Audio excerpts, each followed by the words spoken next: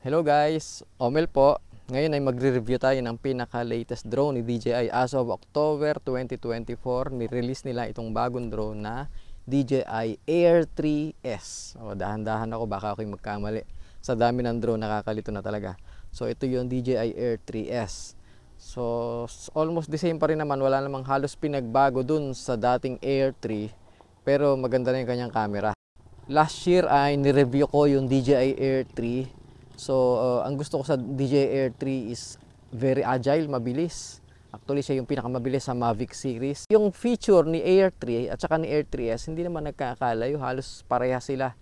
May dual cam, mabilis. Sa flight time, 46 minutes yung Air 3. Ito naman, 45 minutes.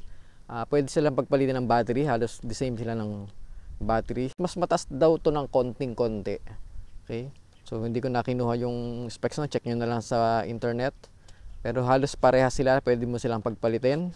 Ang kaibahan nito sa Air 3, itong Air 3S, meron siyang dual camera na 1-inch sensor, yung kanyang wide, yung ito nasa ilalim, wide camera. And then yung nasa taas naman, yung medium tele, ay meron siyang 1/1.3-inch sensor. Ito yung matagal ko nang inaabangan na maglabas si DJI ng isang drone na merong 1-inch sensor na hindi naman siya malaki. Kasi yung Mavic 3 ang ganda eh. Micro Four Thirds na yun. Ang problema kay Mavic 3, masyadong mahal. So kapag meron akong shoot na halimbawa birthday or wedding, hindi naman gano'ng kalaki ang bayad nun eh. So lugi na i-risk mo yung Mavic 3. So ito yung maganda. Yung Mini 4 Pro, okay din naman siya. Maganda rin naman yun. Yung Mini 3, okay din naman. Kaya lang, medyo yung dynamic range nila hindi gano'ng kataas. Kaya pagka maliwanag yung araw, nagiging all white na yung, yung langit. Tapos madilim yung hindi gano'n kaganda yung dynamic range. Unlike nitong Air 3S na bago ngayon, ang ganda ng dynamic range na improve. Tapos yung kanyang image processing hardware, bago na rin. Meron siyang 4K na 120 FPS. Ang signal nito sa CE range, dahil nasa Pilipinas tayo, outside tayo ng US, 10 kilometers ang kaya niya ng kanyang signal. Sa FCC kasi 20 km, so double yung kanyang distance pagka sa Amerika natin to pinalipad. Kapag obstructed yung kanyang signal, kaya niyang umabot hanggang 500 meters. Medyo malakas yung signal ito, kahit harangan mo siya, 500 meters, lulusot yung kanyang signal. Wala pa rin siyang aperture control. Siguro doon nila nire-reserve sa Mavic 4, paglabas ng Mavic 4. So meron ditong vertical shooting na 2.7K na crop. Isa pang nagustuhan ko rito, meron na siyang 42 GB na internal memory. Aside sa pwede mo siyang lagyan ng SD card, meron na siyang internal na 42 GB. Hindi na masama. Mahaba-haba na rin yung recording yon. Sa Sa 4K na 60, mga isang oras. Ganyan siya. Kung 1080 naman, 2 oras. Tapos meron siya stay focus na tinatawag. Yung subject mo, kapag itinuro mo sa kanya yung subject mo, kapag malapit, nakafocus siya, kahit lumayo ka, nakafocus pa rin. Yun yung isang maganda sa kanya. Usually kasi yung shot do sa mga ibang drone, sa Mavic 3, madalas ko ma-encounter yun eh. Kukunan ko sila ng malapit, magpo-pull out shot ako, habang lumalayo, nabe-blur yung subject. Unlike dito, meron kang focus puller na automatic. Kumbaga siya na mag-isa nagko-control ng focus. Kaya isang maganda yon. Tapos katulad ng mga bagong drones ngayon, meron na rin siyang off-state na quick transfer. Kumbaga kahit nakapatay yung drone mo, kahit walang baterya, basta sinaksak mo sa kanya yung data cable, pwede mo makuha yung files nang wala siyang power. Maganda. Dati kasi sa ibang drone, pina-power on mo pa yung Mini to, pina-power on mo pa. Tsaka mo kukunin yung files. Ang problema ay nag-overheat yung drone. Kaya mas maganda raw tanggalin mo na lang yung SD card. At saka mo ilagay sa card reader, yon, saka kunin yung file. Yung mga sensors niya, omnidirectional sensors niya, the same. Sa paligid, sa ilalim. Pero yung nabago, meron siyang LiDAR, yung forward facing na LiDAR. So, mas daw ito ngayon, mas nakakakita siya. Kahit sa gabi ay, basta may konting liwanag, makikita niya yung obstacle. So, hindi siya mababangga. Hindi katulad nung Air 3 or yung mga Air na una, Air 2S, yan. Basta dumilim ng konti, yung papalubog pa lang yung araw, hindi mo na siya maasahan, bumabangga na yung drone kasi nga light dependent. Pero ito ngayon, as long na merong liwanag, ay makikita niya yung obstacle. Wag lang yung walang tumatamang liwanag sa pader, siyempre babangga pa. Saka wag pa rin natin hindi porket may obstacle sensor ay pagkakatiwala mo sa lahat yung pagpapalipad. Hindi ka dapat magtiwala sa obstacle sensor. Nandiyan lang yan para makatulong, maka-assist. Hindi siya totally reliable na 100%. Ano, wag tayong umasa ron.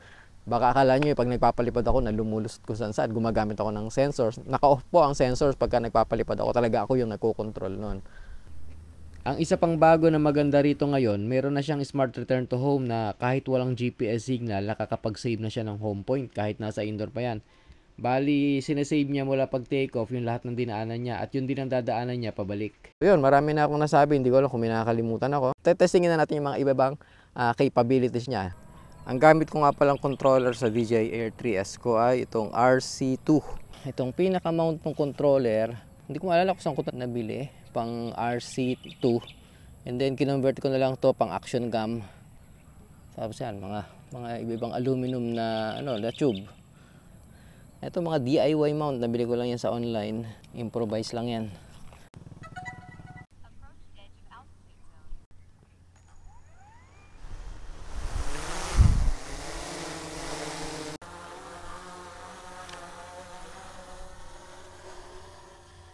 Ano yan? Bablog ka ba? Napapanood mo ba ako? Oo! Ano pala yun? Oo, di sasama kita. Napapanood mo pala ako eh. Pangalan mo? Vincent po. Vincent? Shout out kay Vincent. Ay! Yun oh. Oh. Oh, ganda ng lugar ni Vincent. Andito siya nakatira malapit sa May Tulay. Ano pa alam mo kuya? Omel Cruz. Cruz ka rin ba? Magkamag-anak pala tayo. Hindi ako kuya. Oh, meron pala akong kamag-anak dito. Dito, madalang ang sasakyan, kaya pwede tayong gumitna. Okay, sama ka. Okay, ngayon ang gagawin namin ay dolly zoom. Banda rito ka. Habang lumalayo tayo, lumalaki yung background. Ready? 1, 2, 3, layo. So, yun ang dolly zoom. Isa pa, ulitin natin. Gandahan natin. Okay, rolling, and then atras, habang umaatras siya, nag-zoom. Wala sa gitna. Dito tayo. Yan, hindi sila kita ngayon, teka. Dito naman. Oo, doon papunta baligtad, ayan. Okay. So, yan ka. Yun, ano ba, parang mas maganda to ah. Parang mas maganda to. Okay? Ready? 1, 2, 3. Go!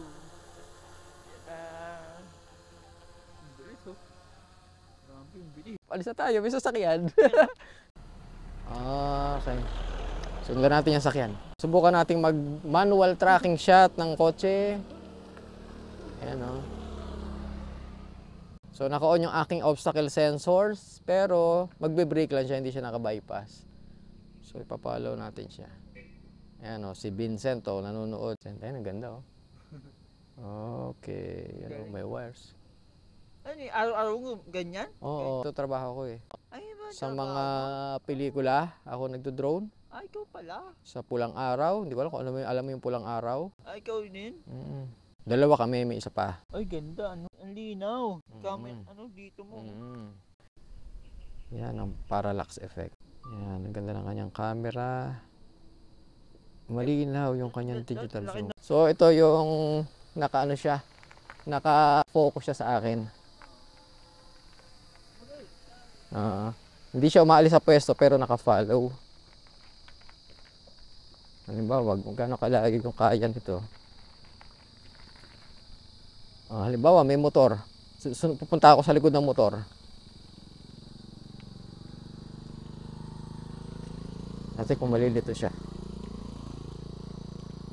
Hindi siya nalito. So, yun, nakuna niya ako. Galing.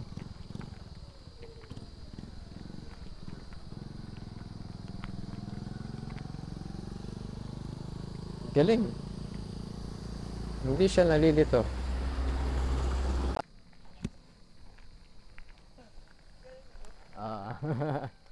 Ngayon naman, active track. Ano yun? Ano yun? Hahabol siya. I-record natin. Ayan na, hahabol yan.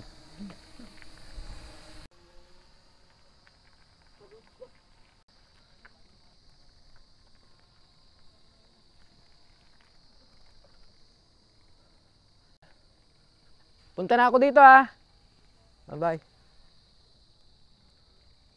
Dati kung makakahabol siya rin sa mga puno. Eto, medyo mabigat itong pagsubok na to.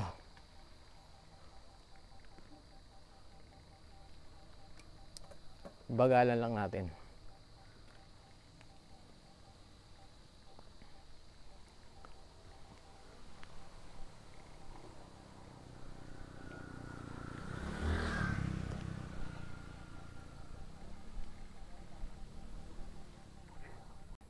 Hindi nakahabol. Nakahabol. Galing.